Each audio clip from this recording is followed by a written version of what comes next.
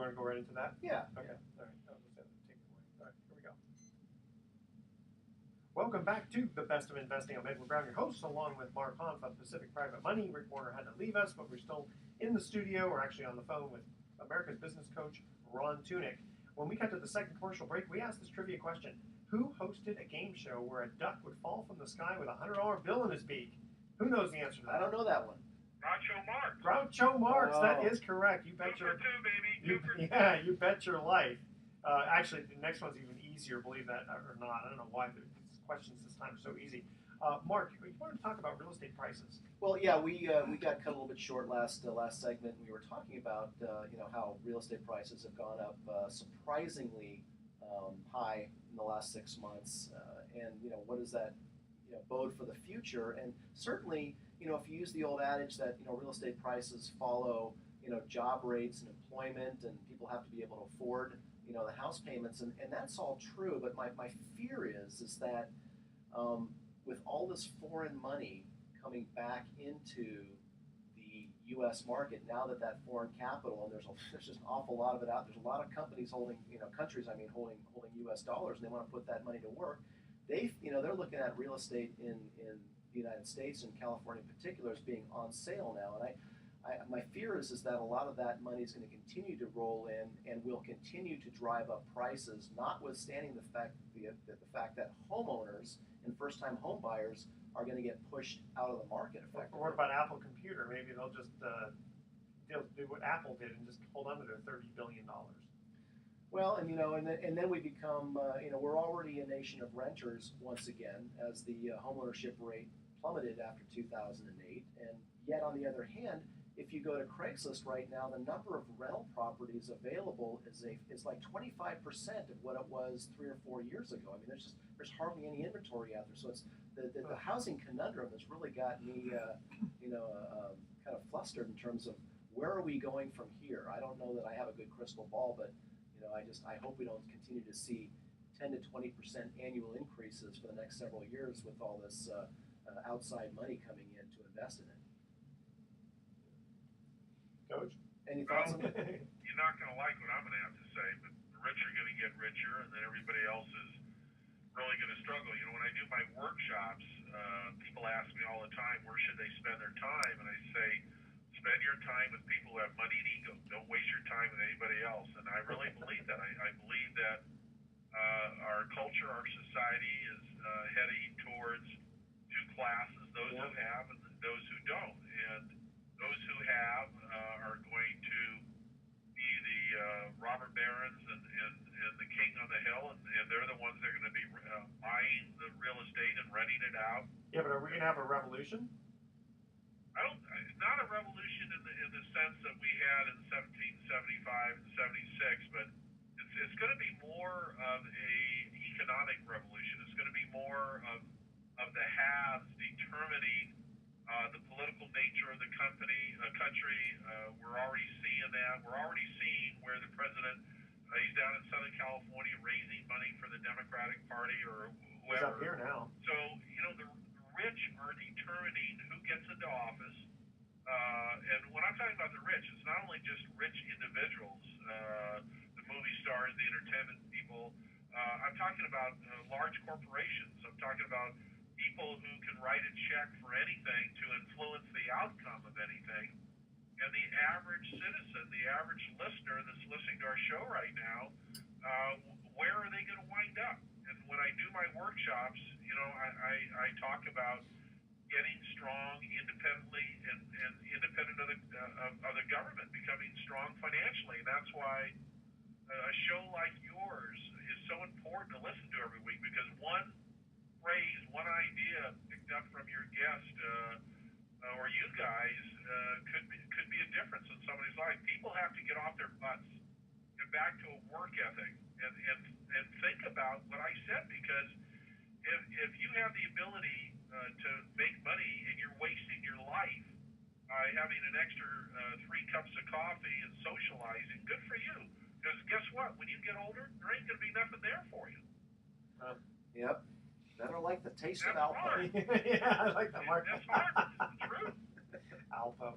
Okay, you know what? I'm going to move right into an email we received here from a listener who had a question for Mark because he's heard you on the radio and how you fund loans for investors. Hard money loans Hard for money real loans estate. for real estate. There you go. Yep. Have you ever funded a third mortgage? Well, that's. I wonder if the person who wrote that question is that someone who's interested in investing in trusting My secured guess they notes probably or, want to or borrow. a borrower. Yeah, yeah. I don't get a lot of requests for thirds, but the answer is it depends because when we make loans, we're looking at the equity of the property, and so we're talking about investment property largely because we at Pacific Private Money we're serving the real estate investment community, and we have done so since 2008, and we're doing it effectively because the banks have largely abandoned that market. After 2008, financial markets crashed, subprime loans went away. Banks started focusing on making consumer home loans. That's really all they're doing right now. If you're a real estate investor, good luck trying to get a bank loan to buy investment property, and you're certainly not going to find one to finance a fix and flip. They're just not in that business, and so we provide leverage. We provide loans to qualified real estate investors to buy fix and flip, and that usually means improving. They're improving distressed property, or if they're collecting rental properties, we provide money for that too. Now, we did in the last year we did a third, and this was where it was a commercial property, and there was they had an SBA loan on it, but it was really two loans. It was a first and a second. That's usually how the SBA That's works. normally how it works. So when that guy came in, and he had a ton of equity in his building, he had a Starbucks as a primary tenant, and they had just renewed another 10-year lease, and so he was looking for like $400,000. And the combined loan to value between the first and the second, which were the SBA loans, and the proposed loan we were making was about 50% loan to appraised value. Well, so that made how big sense. were the first and second? Well, again, you're talking about a property worth north of $3 million on the appraisal, and so the combined first and second I think was about just a little over $1 million. So and they were looking for $400,000. So we were at about 1.5 combined, the three loans combined, and so we were at about 50% loan to value. So that made sense. And what was even better for our investor is that the person who invested in that loan got 12% on his money. So because he's taking added risk, Sure. even if it's mostly perceived risk, it's still Well, and risk. the first and second combined are probably very low interest rates because it was an They SBA. were. So it's also smart for him not to refinance the whole thing. Well, that's very common. We get a lot of requests from people, excuse me, that say, I've got this great first loan on my, rental property, my commercial property. It's maybe 4 or 5%. They don't, they want to pull equity out, but it doesn't make sense for them to say, well, I'll refinance my entire, building with a new hard money loan, which they might pay The 9 points. or 10% for, and the points, right? Exactly. So yeah. so there's a lot of demand still out there for seconds, and they really fell out of favor after the market crashed because a lot of people who had funded seconds lost their money. They lost capital, some or all of their capital, depending on how much what the loan to value was on that. But so seconds, while they've fallen out of favor, they still make sense from time to time. And so yes, we do. And question: what did that person who came and got the third mortgage? What did they need the money for? It was a business purpose. Okay. He was basically looking to consolidate. Part of it was to consolidate some debt, but he also had another investment that he was putting the money in. See, in that case, like you said, I would have loved to have been your investor, earning 12% on a third, because at 50% loan to value, I'd go to bed at night hoping the guy would default. Well, that's just it. Because you could just assume the first and the second, and who cares as long as it's a decent interest rate. Doesn't matter if there's 10 mortgages in front of you. Right. Yeah. And so we fund our loans with private individual capital. Again, that always bears repeating. And so if you're someone out there that's frustrated by the low rates paid by banks and CDs, the low bond yields, and if you're a little bit scared that maybe the stock market has plateaued again and maybe we're in for a correction and you're looking for alternative ways to boost the yield on your savings, investing in deeds of trust or in a mortgage pool fund, which we have as well at Pacific Private Money, is one very excellent way to earn 8% or more on your money. And So, how do people get a hold of you? well, we're in the Bay Area. Our number is 415-883-2150. That's 415-883-2150. That's our office line. We're in downtown Nevada in Marin County. Or go to pacificprivatemoney.com. or There you thebestofinvesting.com. go. Okay, we're going to cut to our third and final commercial break trivia question. Before we do, though, we have another special trivia contest where the winner is going to receive a 2-night stay at. Coach, you ready for this one? I'm ready. The Ritz-Carlton Laguna Niguel. You ever heard of that? Oh, baby. That's a good one. What we're talking about. Okay, so the Ritz-Carlton Laguna Niguel celebrates its 15-year partnership with the Pageant of the Masters and Festival of Arts for the summer of 2013. Call the Ritz-Carlton Laguna Niguel at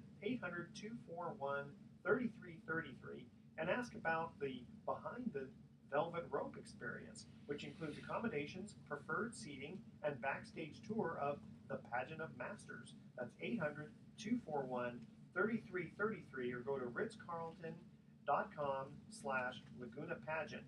And the special trivia question for that is, what is the highest priority that women don't tell their mates? Now, here are the rules. You need to email edward@bestofinvesting.com the answer by midnight tonight, and we will choose next week from among the correct answers randomly and let the winner know. And part of the other rules, too, you cannot have been a previous winner on the Best of Investing. So now we're going to cut to our third commercial break, and here is the trivia question where the first 3 callers for this answer are going to win a free 3-day, 2-night stay at the Lighthouse Resort. What was the name of the show Alan Funt hosted that would surprise people in various situations? So the first 3 callers with the correct answer to that question are going to win a free 3-day, 2-night stay at the Lighthouse Resort. Their website is lighthouseforfun.com. Call 888-912-1190. That's 888-912-1190 to answer this question. What was the name of the show Alan Funt hosted that would surprise people in various situations? Make sure to include your name, email address, speak slowly when you give us your email, spell it out one letter at a time. Don't touch that dial because we're going to have some closing comments on the Best of Investing.